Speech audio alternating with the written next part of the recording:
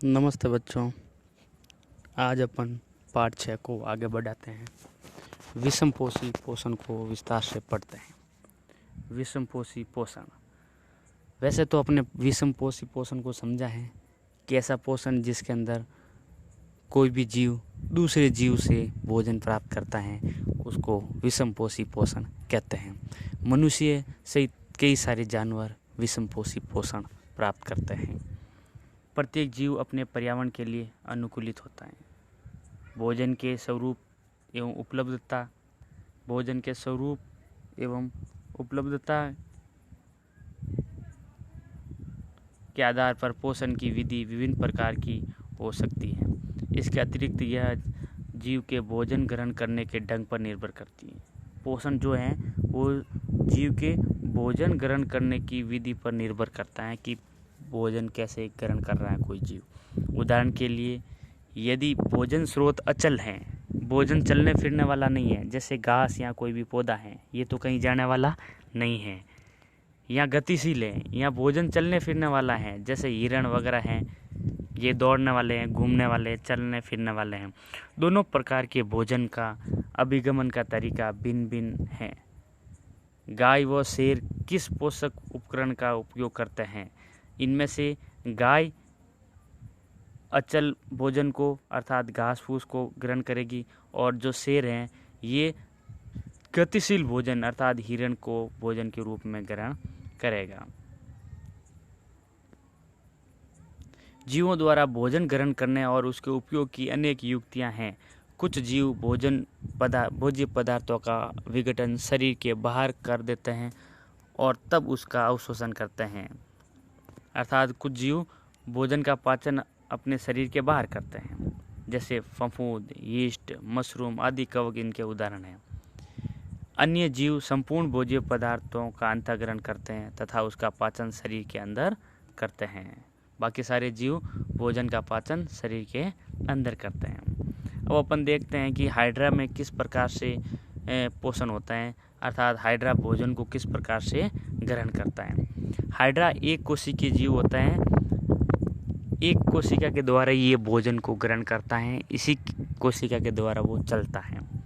तो हाइड्रा के पास में कोई भी खाद्य पदार्थ आता है या खाद्य कण आता है, तो ये हाइड्रा क्या करता है, इस खाद्य कण को चारों तरफ से घेर देता है। इस खाद्य कण को चारों तरफ से घेर देता है और एक पैर की तरह, पाद या हाथ की तरह एक संरचना बनती है जिसको बोलते हैं कूटपाद। और ये कूटपाद धीरे धीरे लंबे होते हैं और भोजन को चारों तरफ से घेर देते हैं, और ये घिरा हुआ भोजन खाद्य रिक्तिका के अंदर आ जाता है। किसमें आ जाता है? खाद्य रिक्तिका में। और अब ये खाद्य रिक्तिका धीरे धीरे ये अमीबा के शरीर के अंदर चली जाती है, और अमीबा के शरीर के अंदर ये जो खाद्य रिक्तिका है इसको अपन खाद्य रिक्तिका या खाद्य दानी भी कहते हैं। और इस खाद्य दानी के अंदर भोजन का पाचन होता है और पचा हुआ भोजन अमीबा के शरीर में विसरित हो जाता है तथा अपचित भोजन के रूप में ये खाद्य रिक्तिका अमीबा की त्वचा पर चिपक जाती है और यहाँ से फट जाती हैं, जिसके कारण वो अपशिष्ट पदार्थ अमीबा के शरीर से बाहर निकल जाते हैं। अब अपन इसको थोड़ा सा पढ़ते हैं। जीवों द्वारा भोजन का ग्रहण किया जाए तथा उसके पाचन की विधि उसके शरीर की अभिकल्पना तथा कार्यशैली पर निर्भर करता है। अर्थात जीवों का शरीर कैसा है उसके ऊपर डिपेंड करता है कि वो भोजन को किस प्रकार ग्रहण करता है। जैसे अमीबा एक कोशिका वाला होता है तो उनके अंदर किसी प्रकार का मुंह या हाथ या पैर या कोई भी अंग नहीं होते हैं, तो वो भोजन को चारों तरफ से घेर करके अंदर ले लेता है और फिर अंदर उसका भोजन का खाद्य रिक्तिका में पाचन होता है। जबकि मनुष्य जैसे जो दूसरे जीव हैं इसमें बहुत सारी कोशिकाएं होती हैं जिसमें श्रम विभाजन पाया जाता है और अंग तंत्र होते हैं, अर्थात हाथ, पैर, मुंह, नाक, आँख, गला आते हैं, पाचन तंत्र, श्वसन तंत्र और बहुत सारे सिस्टम्स होते हैं जिसके द्वारा वो भोजन ग्रहण करता है या बहुत सारे कार्य करता है। अतः जीवों का शरीर कैसा है इस बात पे डिपेंड करता है कि वो भोजन को किस प्रकार ग्रहण करेगा। घास, फल, कीट, मछली या मृत खरगोश खाने वाले जंतुओं के अंतर के बारे में आप क्या सोचते हैं? घास खाने वाले, फल खाने वाले कीट या मछली या मृत या खरगोश खाने वाले जंतुओं के बारे में अपन देखते हैं तो उसमें भोजन ग्रहण करने की विधि अलग अलग होती है। कुछ अन्य जीव पौधे और जंतुओं को बिना मारे उनसे पोषण प्राप्त करते हैं। कुछ जीव ऐसे होते हैं जो दूसरे जीव को नुकसान नहीं पहुंचाते हैं फिर भी उनसे पोषण प्राप्त करते हैं। उदाहरण है आपका अमरबेल। ये किसी दूसरे पौधे के सारे लिपट कर ऊपर चढ़ती हैं और उनसे पोषण प्राप्त करती हैं और उस पौधे को कोई प्रकार का नुकसान नहीं पहुंचाती हैं। किलनी, जूं, लीच, फीताकर्मी शरीर के बहुत सारे जीव हैं जो दूसरे जीव के अंदर रहते हैं और उनसे भोजन प्राप्त करते हैं और उनको किसी भी प्रकार का नुकसान नहीं पहुंचाते हैं। जीव अपना पोषण कैसे करते हैं? जीव अपना पोषण कैसे करते हैं? क्योंकि भोजन तथा उनके अंतःग्रहण की विधि भिन्न है, अतः विभिन्न जीवों में पाचन तंत्र भी भिन्न होता है। भोजन ग्रहण करने की विधि अलग है तो उन जीवों में पाचन तंत्र भी अलग होता है। एक कोशिकीय जीवों में भोजन को संपूर्ण सतह से लिया जाता है। जैसे अमीबा के अंदर आपने पढ़ा है, इस पूरी सतह ही भोजन को ग्रहण करती हैं। लेकिन जीव की जटिलता बढ़ने के साथ साथ विभिन्न कार्य करने वाले अंग विशिष्ट हो जाते हैं। जैसे जैसे जीवों में जटिलता बढ़ती है और उसके अंदर अंग विशिष्ट होते जाते हैं। उदाहरण के लिए अमीबा कोशिकीय सतह से अंगुली जैसे प्रवर्ध की मदद से भोजन ग्रहण करता है। यह प्रवर्ध भोजन के कणों को घेर लेते हैं। किनको घेर लेते हैं? भोजन के कणों को घेर लेते हैं तथा संगलित होकर खाद्य रिक्तिका बनाते हैं। ध्यान रखना, खाद्य रिक्तिका बनाता है अमीबा। खाद्य रिक्तिका के अंदर जटिल पदार्थों का सरल पदार्थों में विघटन होता है और वे कोशिका द्रव्यों में विस्तृत हो जाते हैं। बचा हुआ अपच पदार्थ कोशिका की सतह से बाहर निकल जाता है। क्या निकल जाता है? अपचित भोजन कोशिका की सतह से बाहर निकल जाता है। पैरामीशियम भी एक कोशिकीय जीव है। अमीबा और पैरामीशियम एक कोशिकीय जीव है, ध्यान रखना। इसकी कोशिका का एक निश्चित आकार होता है तथा भोजन एक विशिष्ट स्थान से ग्रहण किया जाता है। भोजन इस स्थान पर अर्थात इस स्थान तक पक्षमाभ की गति द्वारा पहुंचता है। ध्यान रखना, पैरामीशियम के अंदर भोजन पक्षमाभ की सहायता से पहुंचता है, जबकि अमीबा के अंदर भोजन उसको चारों तरफ से पादाभ की सहायता से ग्रहण किया जाता है, जो कोशिका की पूरी सतह को ढकते हैं। पैरामीशियम के अंदर जो पक्षमाभ होते हैं ये पूरी कोशिका को ढके हुए होते हैं। अब अपन पढ़ेंगे मनुष्य के अंदर पोषण। किसमें पोषण? मनुष्य में पोषण। बहुत इंपॉर्टेंट है, कई बार परीक्षा के अंदर 4-5 नंबर का क्वेश्चन बनता है। मनुष्य के अंदर पोषण जो है वो आहार नाल मूल रूप से मुख से गुदा तक विस्तृत एक लंबी नली होती है। हमारे अंदर मुख से लगा करके गुदा तक एक बहुत बड़ी लंबी नली होती है जिसको अपन पाचन नली या भोजन नली या पाचन तंत्र कहते हैं। चित्र में भी दिखाया गया है। जो भोजन हमारे शरीर में एक बार प्रविष्ट हो जाता है उसका क्या होता है, हम यहाँ इस प्रक्रम के बारे में चर्चा करते हैं। एक बार जो भोजन अपने ग्रहण करते हैं उस भोजन का हमारे शरीर में क्या होता है, तो इसके लिए हमारे शरीर में एक सिस्टम्स होता है जो आप डायग्राम देख रहे हो, देखो चित्र में देख रहे हो, इस प्रकार की पाचन तंत्र हमारे अंदर तो होता है। एक बार अपन डायग्राम को समझ लेते हैं।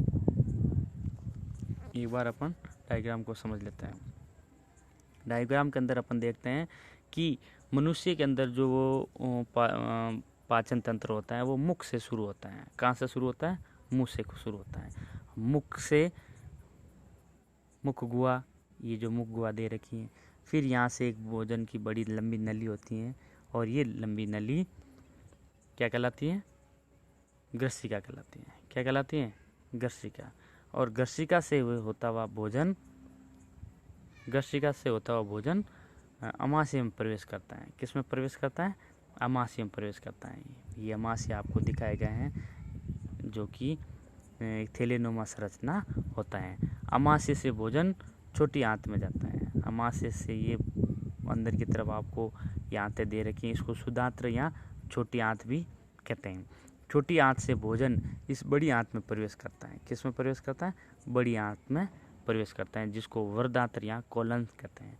और कोलन से जो अपशिष्ट पदार्थ हैं वो इकट्ठा हो जाता है यहाँ पे, जिसको मलाशय कहते हैं या मलाशय मल द्वार में खुलता है, जिसको अपन गुदा बोलते हैं।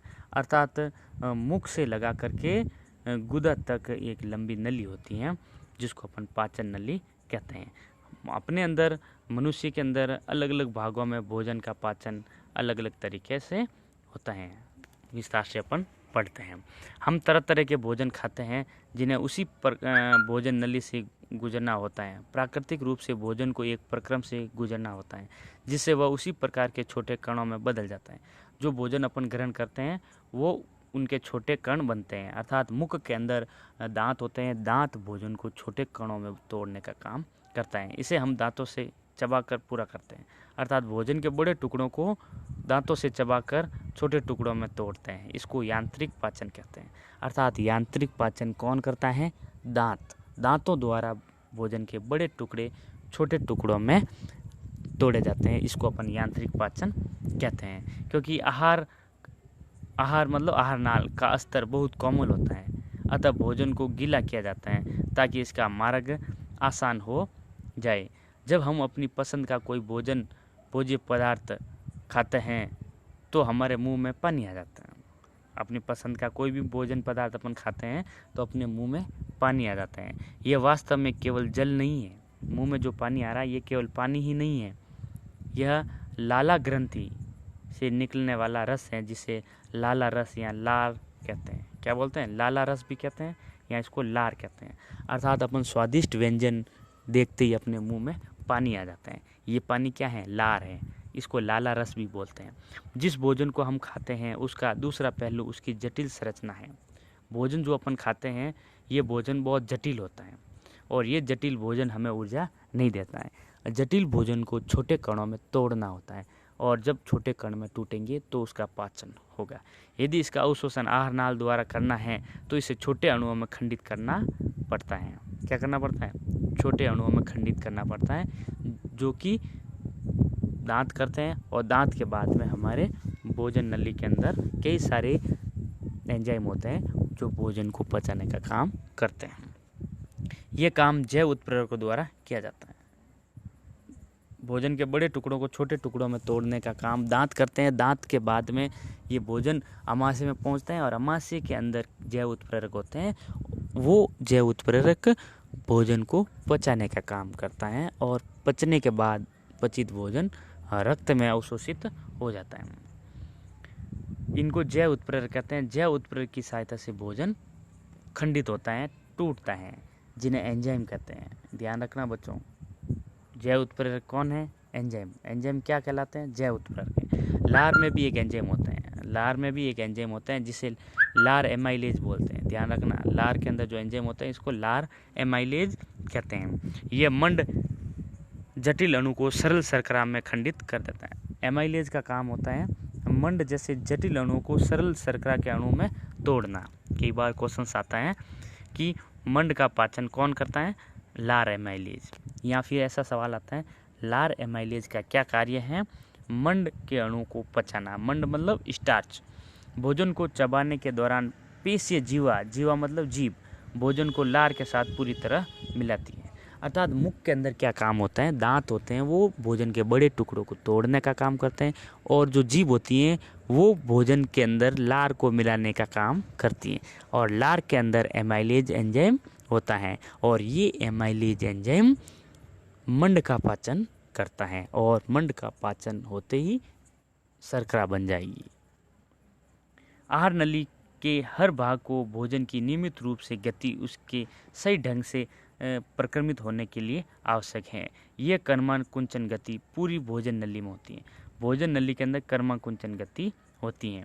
मुंह से अमाशय तक भोजन ग्रसिका या इसोफेगस द्वारा ले जाया जाता है। मुंह से अमाशय तक भोजन जाता है ग्रसिका द्वारा। आपने चित्र में भी देखा है, वापस दिखा देता हूँ मैं आपको चित्र। मुंह से ये जो भोजन है ये ग्रसिका के द्वारा अमाशय के अंदर प्रवेश करता है। कहाँ प्रवेश करता है? अमाशय के अंदर प्रवेश करता है।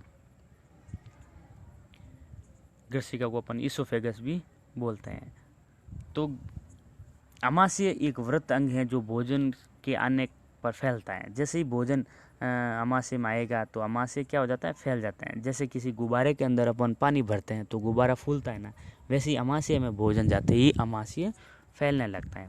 अमाशय की पेशीय भित्ति भोजन को अन्य पाचक रसों के साथ मिश्रित करने में सहायक होती हैं।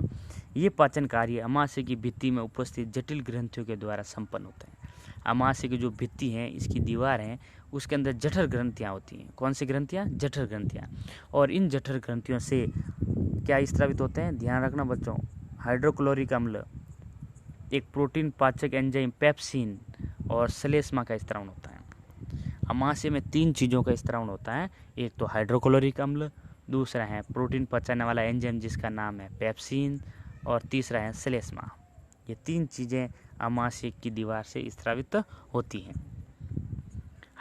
तीनों का काम अलग अलग है। हाइड्रोक्लोरिक अम्ल एक अम्लीय माध्यम तैयार करता है। हाइड्रोक्लोरिक अम्ल है जो अम्लीय माध्यम तैयार करता है, जो पेप्सिन एंजाइम की क्रिया में सहायक है। पेप्सिन एंजाइम कौन से माध्यम में क्रिया करता है? अम्लीय माध्यम में। इसको अम्लीय माध्यम अमाशय में कौन बनाता है? हाइड्रोक्लोरिक अम्ल। वैसे तो अपने मुंह से जो लार निकलती होती है ये सारी होती हैं, तो सारी माध्यम में पेप्सिन एंजाइम काम नहीं करता है। अतः अमाशय के अंदर हाइड्रोक्लोरिक अम्ल स्रावित होता है, जिसके कारण जो मुंह का जो सारी माध्यम है वो अम्लीय माध्यम में बदल जाता है और अम्लीय माध्यम में पेप्सिन एंजाइम कार्य करता है।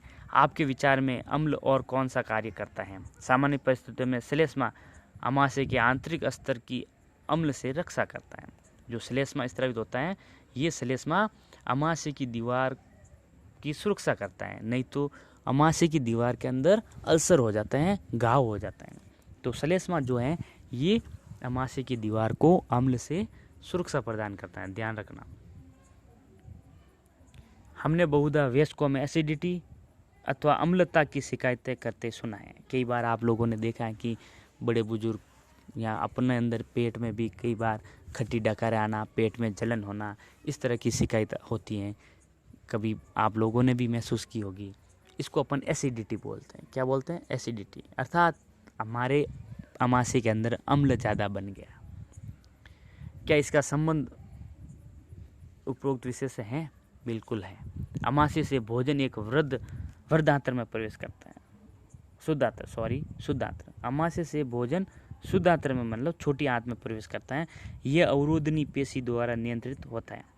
शुद्धांत्र मतलब छोटी आंत्र, आहार नाल का सबसे लंबा भाग होता है।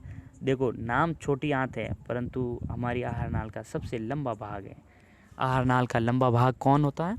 छोटी आंत, जिसको शुद्धांत्र बोलते हैं।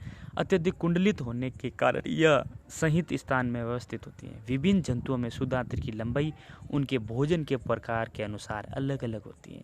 अलग अलग जीवों में छोटी आंतें हैं वो अलग अलग लंबाई की होती हैं। आंत छोटी है नाम, परंतु लंबी सबसे ज़्यादा होती है। घास खाने वाले शाकाहारी का सेलुलोज पचाने के लिए लंबी शुद्धांत्र की आवश्यकता होती है। जो जीव घास को खाते हैं भोजन के रूप में, उसके अंदर छोटी आंत बहुत लंबी होती है। क्यों? क्योंकि सेलुलोज का पाचन बहुत धीमी गति से होता है, इसके लिए शुद्धांत्र की लंबाई ज़्यादा होती है। मांस का पाचन सरल है, अतः बाघ जैसे मांसाहारी की शुद्धांत्र छोटी होती है।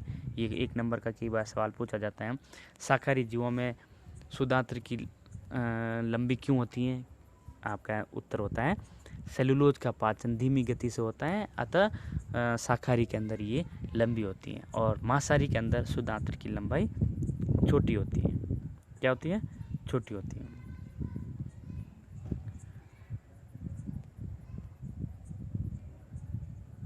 शुद्धांत्र कार्बोहाइड्रेट, प्रोटीन और वसा के पूर्ण पाचन का स्थल है। छोटी आंत के अंदर कार्बोहाइड्रेट, प्रोटीन और वसा का पाचन होता है। इस कार्य के लिए यह यकृत तथा अग्नाशय से स्राव प्राप्त करता है। मतलब इनको कार्बोहाइड्रेट, प्रोटीन, वसा को पचाने के लिए यकृत और अग्नाशय से रस स्रावित होते हैं। अमाशय से आने वाला भोजन अम्लीय है और अमाशय से आने वाला भोजन क्या है? अम्लीय है और इन अम्लीय भोजन के ऊपर अमाशय से आने वाला भोजन अम्लीय और अग्नाशय एंजाइम की क्रिया के लिए क्षारीय बनाया जाता है। अग्नाशय जो है, इनसे जो एंजाइम निकलते होते हैं वो क्षारीय माध्यम में क्रिया करते हैं, जबकि अमाशय से जो आने वाला भोजन क्या है, अम्लीय है। अतः अम्लीय को क्षारीय माध्यम में चेंज करना पड़ता है। इसके लिए कौन काम करता है, यकृत। यकृत से पित्त रस निकलता है और ये पित्त रस अम्लीय माध्यम को क्षारीय माध्यम में बदल देता है। यकृत से स्रावित पित्त रस इस कार्य को करता है, अर्थात यकृत जो है वो अमाशय से आने वाले जो भोजन है, अम्लीय माध्यम है, उसको क्षारीय माध्यम में बदल देता है। जैसे ही छोटी आंत में माध्यम क्षारीय होता है तो अग्नाशय रस स्रावित होते हैं, ये काम करना शुरू कर देते हैं। ये कार्य वसा पर क्रिया करने के लिए अतिरिक्त हैं।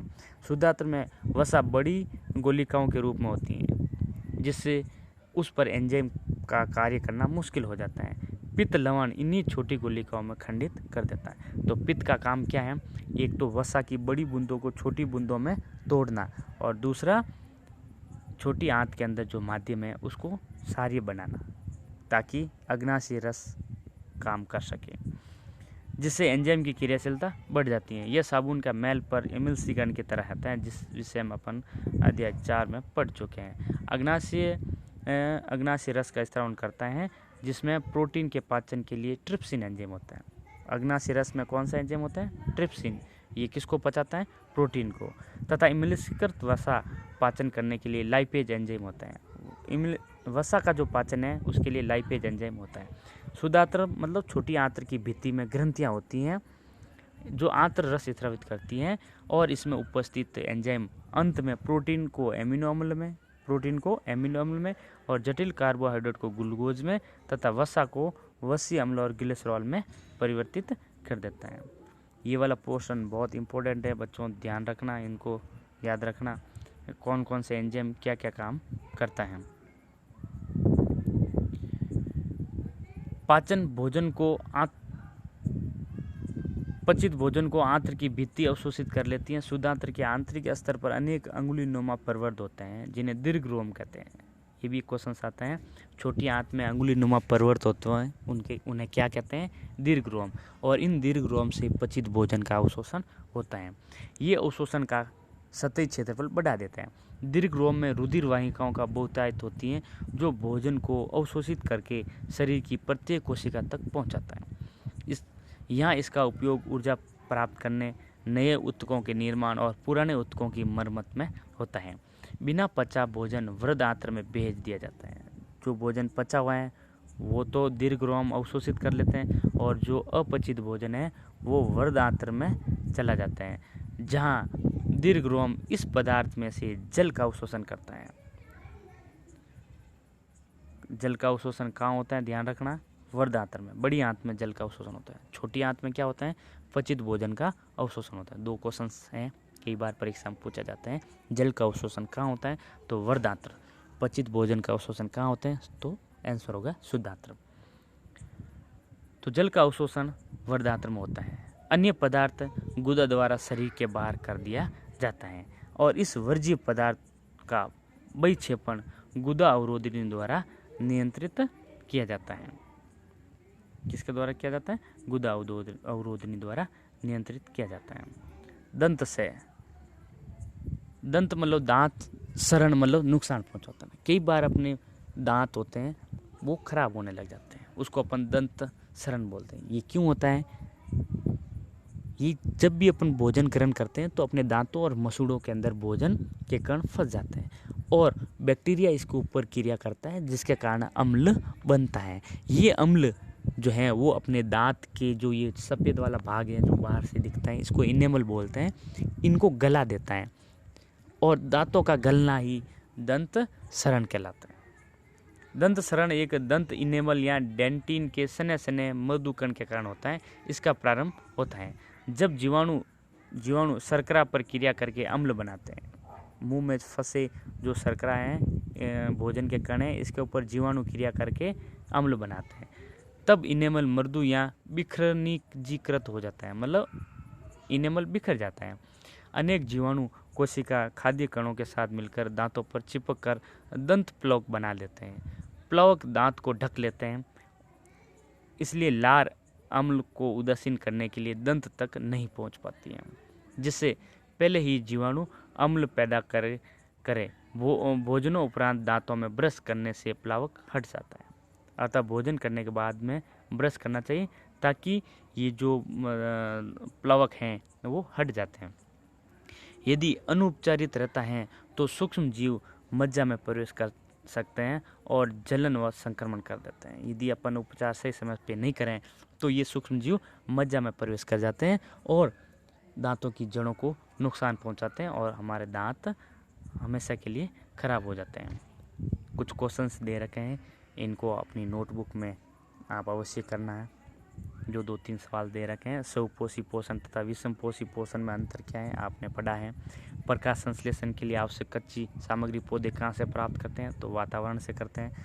हमारे अमाशय में अम्ल की क्या भूमिका है, अभी अपने बताया था। अम्ल हैं, ये अमाशय को भोजन का माध्यम अम्लीय बनाते हैं, जिसके कारण पेप्सिन एंजाइम क्रिया करता है और भोजन के बड़े टुकड़ों को छोटे टुकड़ों में गलाने का काम भी करता है। नेक्स्ट क्वेश्चन है, पाचक एंजाइम का क्या कार्य है। ये भोजन को पचाने का काम करता है, बड़े टुकड़ों को छोटे टुकड़ों में तोड़ने का काम करता है। नेक्स्ट क्वेश्चन है, पचे हुए भोजन को अवशोषित करने के लिए शुद्ध आंत्र की कैसी अभिकल्पना होती है। तो शुद्ध आंत्र मतलब छोटी आंत है, इसमें अंगुली नुमा प्रवर्ध होते हैं जिसको दीर्घरोम कहते हैं, जिसके कारण इसका सतह का क्षेत्रफल बढ़ जाता है। धन्यवाद बच्चों।